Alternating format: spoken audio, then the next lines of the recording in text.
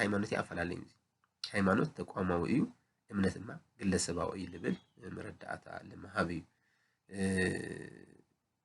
ሐዋርያት ከምቲ ዝበልዎ እምነት ወስኸልና ክብል ከለው ናይግሎም እምበርካ ሃይማኖትማ ክርስቲያን ከተባሂሎም ክርስቶስ ክርስቲያን ተባሂሎም እዩ አይልወጢ ዓለም ክሳብ ልፍጸም ክርስቶስ ለአምን ኩሉ ክርስቲያን ይልባል እምነት ግን ናይ ደቂ ሰባት ናይ ግለሰባት ጉዳይ ስለሆነ እዩ ማለት እዩ እዚ ካበልና ሃይማኖቲ እምነቲ አፈላላዮም እና ለመሳሰሉ መንገዲ እንታይ ምኳኑ ካብረአና ኦርቶዶክስ versus ኦርቶዶክስ ተዋህዶ ወይ ከዓ ኦርቶዶክስ ተዋህዶን አፈላላይም ተመሳሳልነቱም እንታይ ይመስል ብል ከዓ በሐዚሩ ክነሪና እዚ ኦርቶዶክስ ማለት ያው ናግሪክ ቃል እዩ መብዛሕትኦም ቃላት ካብ ግሪክ ካብ ጽር ካብ ዕብራይስጥ ካብ ሮማይስጥ ካብ ዓረብ ለመፁ ቃላት አለው ብዙሓት ቃላት አለው ምንም ክንገብሮም አይንክእል ላ ተጠቀምናሉም ክሳብ ዘለና ለመፁ ቦታ ከዓ ያው ከንገልጽ ናግድን ናትና ተዘይ ኮይኑ ናትና ይኮኑ ለድሌና ግን ቶም ቃላት ላይ ሆኑት አፍቶም ቃላት ለሎ ኮንሰፕት ይለድሌና ኦርቶዶክስ ማለት ቁኑዕ ማለት ቀጥ ልበለ ዚግዛግ ላይ ወቅ ዚግዛግ ላይ ሆነ ወይካ ሐላፍ ዘላፍ ላይ ሁሉ ቀጥ ልበለ መስመር ማለት መንገዲ ማለት ስለዚህ ኦርቶዶክስ ልብል ሽም ቀድሚ ካቶሊክ መፍላያ በሉተራውያን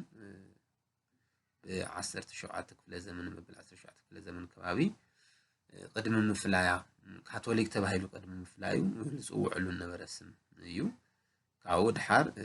ና ምስራቅ ኦርቶዶክስ ተባሂሎም ሓደ ወገን ካቶሊክ ከዓ ካሊ ወገን ኮይኖም ምስተፈላለዩ ካቶሊክ ያው በባህሪው ታዩ ቱ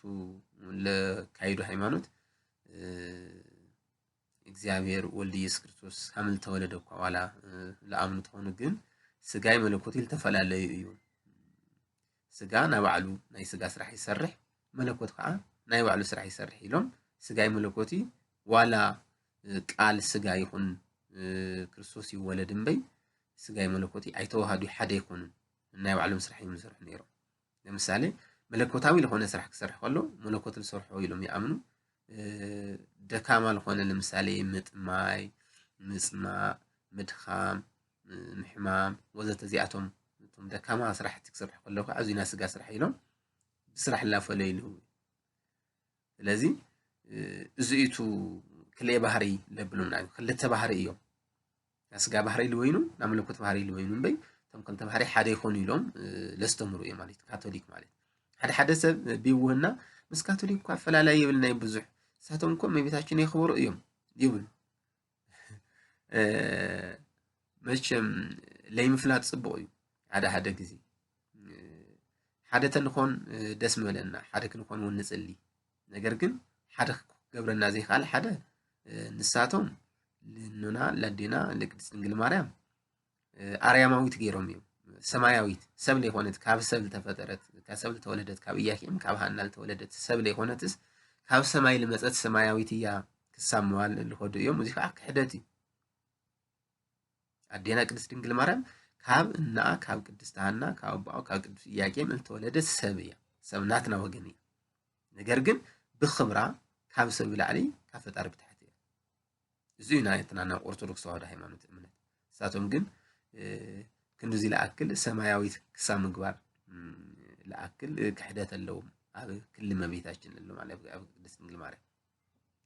ኣብ ክል ክርስቶስ ከዓ ምታንቱ ዘልኩም ክልተ ባህሪ እዩ በቃ ሓደ ባህሪ ይሆን ስጋ ለወይኑ መለኮት ለወይኑ በይ ሓደ ይሆን ይሉድምና እዚ ብጣዕሚ ገፊሕ አፈላላይ ብጣዕሚ ገፊሕ አፈላላይ እና ሓደ ኮይና ናትና ማህሌት እኮ ይቆሙ እዩ ናትና ቅዳሴ እኮ ቅዱስ እዩ ልውሉ እዚ ሕዚ እዚ ናይ ስርዓት አምልኮ ብለመልከቱ ሃይማኖት ዶግማ ብለመልከቱ ይሆን ዋናው ከዓ ዶግማ እዩ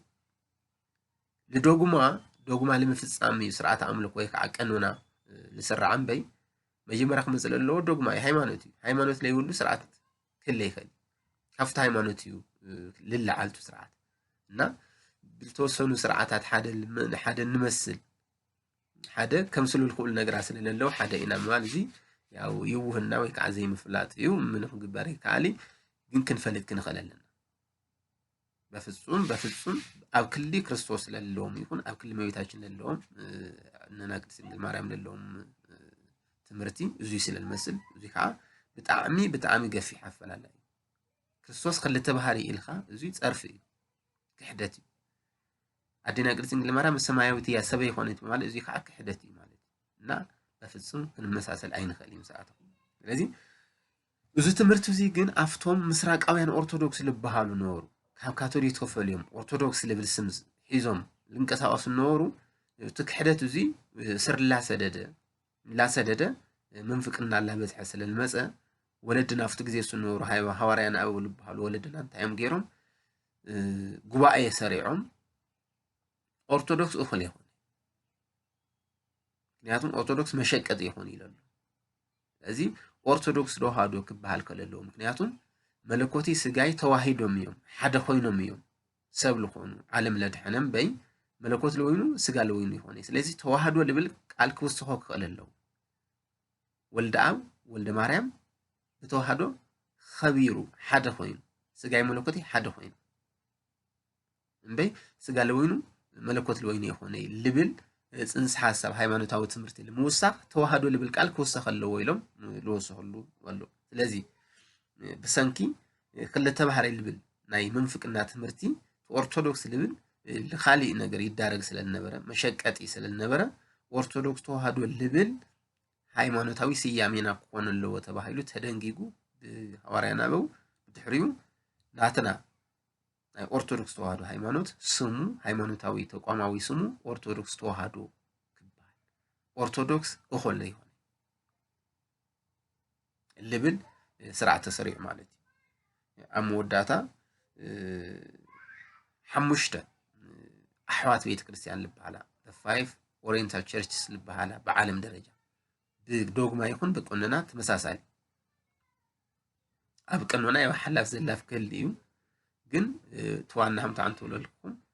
ዶግማ ሃይማኖት ስለለኾነ በሃይማኖት ግን በፍጹም ለይፈላለየ ሓሙሽተ ልበሃላ ሓሙሽተ ኣሕዋት ኣብያተ ክርስቲያናት ልበሃላ ከም ኢትዮጵያ እስክንድርያ ግብፂ ማለት እዩ ኣርሜንያ ህንድ ከምኡውን ናይ ቀደም ሱማ አንጾኪያ ናይ ሕዚ ከዓ ሶርያ እዚአን ለመሰላ ሓሙሽተ ኣብያተ ክርስቲያናት ሓሙሽተ ኣሓት ዘ ፋይቭ ኦሪየንታል ቸርችስ ልበሃላ ተመሳሳሊ ዶግማ ሃይማኖት ኮከዓ ተመሳሳሊ ወይ ከዓ ዝተቀራረበ ቀኑና ስርዓተ አምልኮ ለለወን ተፈጢረን ማለት እዩ በአውሮ ግን በዓለም ደረጃ ሐዚ ልፍለጥ ኦርቶዶክስ ተዋህዶ ተቢላ እንትፍለጥ ናይ ኢትዮጵያ ኦርቶዶክስ ተዋህዶ ቤተክርስቲያን እያ ወይ ከዓ ያው ከምሎም ይሁን ሞ በቲ ቀደማው ስም ማለት ናይ ኢትዮጵያ ኦርቶዶክስ ተዋህዶ ቤተክርስቲያን ያ ኦርቶዶክስ ተዋህዶ ተቢላ ብዕሊ እንትፍለጥ ስለዚ ተዋህዶ ልብል ቃል ንእሽተይ ነገር ከይመስለና ኦርቶዶክስ ተዋህዶ ድሕሪ ሕዚ ሃይማኖት ካታ እዩ ክንበሃል ከለና ኦርቶዶክስ ልብስ ኢልካ ብሓፂሩ ተቆንፀለ ስም ላይ ሆነ ክንብል ኣለና ኦርቶዶክስ ተዋህዶ ኢና ክንብል ዘለና ምክንያቱም ኦርቶዶክስ ተባሂሎም ንፅውዑ ናብ ምስራቅ ኦርቶዶክስ እንየው ካልኦት እንታይ ዝቀላቀሉ ናይ ካቶሊክ አስተምሮ ዝቀላቀሉ ኣለዉ ብዶግማ ይኹን ብቀኖና ለይመስሉና ኦርቶዶክስ ተባሂሎም ንፅውዑ ኣለዉ ምስራቃውያን ልበሃሉ ስለዚ ምስናትና ሃይማኖት ብስርዓት ይኹን ብሃይማኖት ብዶግማ ክመሳሰሉ ሊሆኑ ኦርቶዶክስ ተባሂሎም ንፅውዑ ስለለለዉ ካብኣቶም ልተፈለየ ኦርቶዶክስ ተዋህዶ ልበሃል ስም ሃምለለና እዚ ከዓ ሃይማኖትና ልገልጽ ምዃኑ ስም ጥራሕ ለይኾነስ እቱና ኣምኑ እምነት ልገልጽ ስያሜ ምዃኑ ክንፈልግ ክንኽእል ኣለና ኩሉ ግዜ ክንዕሸ የብልና ለለናዮ ዘመን መበል 21 ክፍለ ዘመን እዩ ሰብ ኩሉ ነገር ኣብ ኢዱ ኣሎ ሕዚ ብከምዚ ንመሃር ኣለና ብልተፅሓፉ ፅሑፋት ከዓ ንመሃር ንኽእል ኣብ ድሕረ ገጽ ብልልቀቁ ኦንላይን ነገራት እውን ክንመሃር ንኽእል ኣይፈልጢ ክመሃረሉ ልኽእል ነገር የብለን ኣክሰስ የብለን ልበሃለሉ ግዜ ስለለይኮነ ክንፈልጥ ክንኽእል ኣለና ተዋሓደ እዚ እቱ ብጣዕሚ ንእሽተይ ልበሃል ነገር እዩ ስም ሃይማኖትና ምፍላጥ ስም ሃይማኖት ድማ እቲ እምነትና ንገልጸሉ ስያሜ ምዃኑ ምፍላጥ ዛታ ንእሽተይ ነገር ስለለኾነት ድሕሪ ሕዚ